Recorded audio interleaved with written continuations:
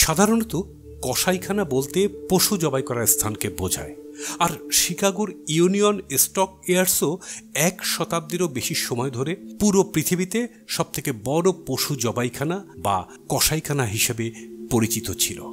তবে এই শহরটি কসাইখানা উপাধি অর্জন করেছে এই কারণে নয়, বরং মার্কিন যুক্তরাষ্ট্রের 3য় বৃহত্তম জনবহুল শহর এই শিকাগো কসাইখানা উপাধি অর্জন করেছে অন্য এক কারণে। আজকের এই ভিডিওতেই আমরা সেই ইতিহাস তুলে ধরব।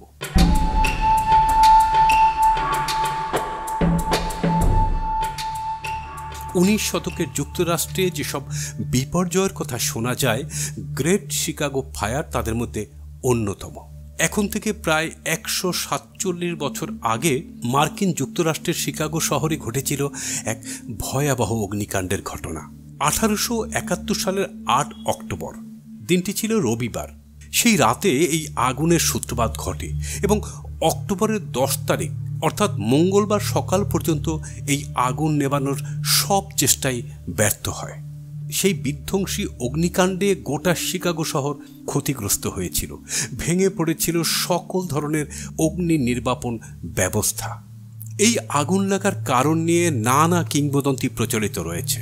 শহরের এক সম্ভ্রান্ত পরিবার ক্যাথরিন ও ল্যারির গোয়ালঘর থেকেই এই অগ্নিকাণ্ডের সূচনা হয়েছে বলে ধারণা করা হয়। বলা হয়ে থাকে 8 অক্টোবর রাতে ল্যারি তার গোয়ালঘরে যান গরুর দুধ সংগ্রহের জন্য। এ সময় গোয়ালের একটি গরু লাথি মেরে ল্যারির সাথে থাকা তেলের প্রদীপটি উল্টে দেয় এবং এর থেকেই অগ্নিকাণ্ডের প্রাথমিক সূত্রপাত বলে অনুমান করা হয়। আবার কেউ কেউ বলে থাকেন প্রদীপ উল্টে যাওয়ার দুর্ঘটনা আসলে ঘটেছিল এক জুয়ার আড্ডায়। আবার কারো কারো মতে আকাশ থেকে উড়ে আসা জ্বলন্ত উল্কাপিণ্ডের কারণেই এই আগুন লাগার ঘটনা ঘটেছিল। পরবর্তীতে বিশেষজ্ঞরা বিষয়টিকে উড়িয়ে দেন। তাদের মতে জ্বলন্ত উল্কাপিণ্ড পৃথিবীতে পড়ার সাথে সাথে জলীয় বাষ্প আর মাটির সংস্পর্শে তার তাপমাত্রা কমতে থাকে। তাই উল্কাপিণ্ডের কারণে শিকাগো শহরে এত বড় অগ্নিকাণ্ড ঘটা সম্ভব নয়। তবে কারণ যাই হোক না কেন, ভয়াবহ সেই অগ্নিকাণ্ডে শহরের 9 বর্গ কিলোমিটার এলাকা পুড়ে ছাই হয়ে গিয়েছিল। জুলাইয়ের শুরু থেকে অক্টোবরের আগুন লাগার সময় পর্যন্ত শিকাগোর এই অঞ্চলে খুব কম বৃষ্টিপাত হয়েছিল সে বছর। স্থানীয় আবহাওয়া দপ্তরের পুরনো রেকর্ড থেকে জানা যায় সেই সময়টায় মাত্র 3 ইঞ্চি বৃষ্টিপাত হয়েছিল। বৃষ্টিপাতের অভাবে চারপাশের পরিবেশ শুষ্ক ও রুক্ষ হয়ে উঠেছিল। ফলে শুষ্ক আবহাওয়ার কারণে আগুন দ্রুত ছড়িয়ে পড়েছিল। 19 শতকে শিকাগো শহরে ছিল সবুজের সমারোহ। শহর জুড়ে ছিল লাখ লাখ বৃক্ষ ও বনবনানী। মনে হতো সুবিশাল বনের মধ্যে মানুষজন তার স্বপ্নের বাড়ি বানিয়ে স্বপ্নপুরীতে বসবাস করছে।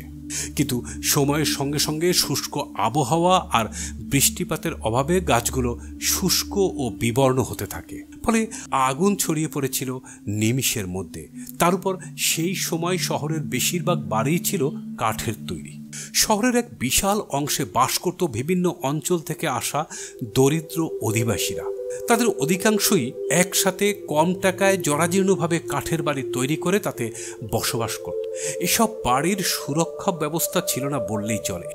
অগ্নিকাণ্ডের পরের মাসে সেপ্টেম্বরে প্রকাশিত সে সময়ের শিকাগোর জনপ্রিয় পত্রিকা শিকাগো ট্রিবিউনে বিষয়টি বিস্তারিতভাবে উঠে আসে। শিকাগো শহর ধ্বংসস্তূপে পরিণত হয়। কালো ধোঁয়া আর ছাইয়ে চারিদিকে ছেয়ে যায়। কি পরিমাণ ক্ষতি হয়েছিল তা নিরূপণ করাও বেশ দুরূহ হয়ে পড়েছিল।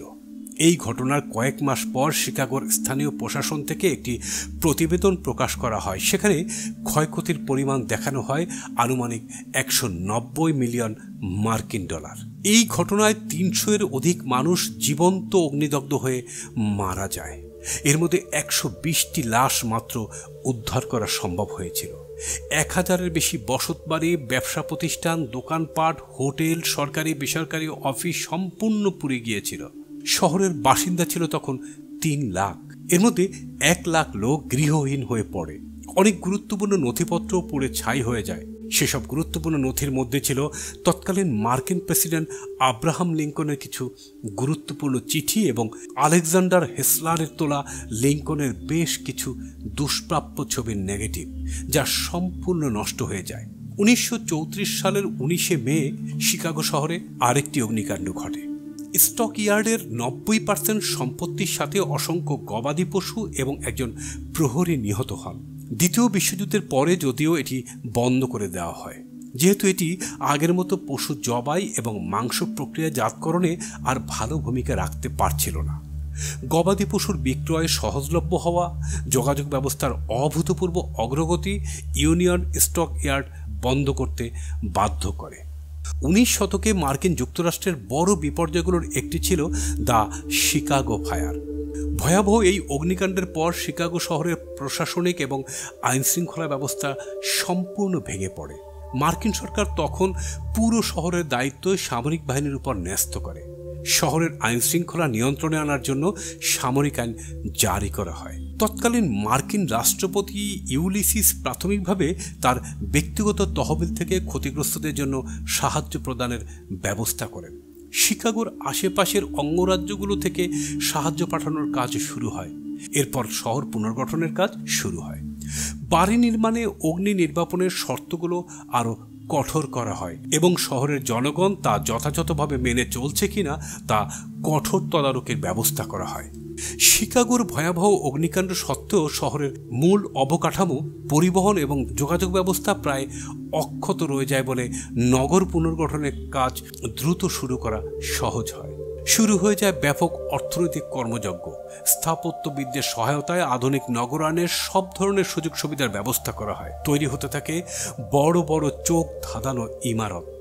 কয়েক বছরের অক্লান্ত চেষ্টায় শিকাগো হয়ে ওঠে এক আধুনিক শহর। বৃদ্ধি পেতে থাকে শহরের জনসংখ্যা। 9 বছরের মধ্যে শিকাগোর জনসংখ্যা দাঁড়ায় 5 লক্ষে।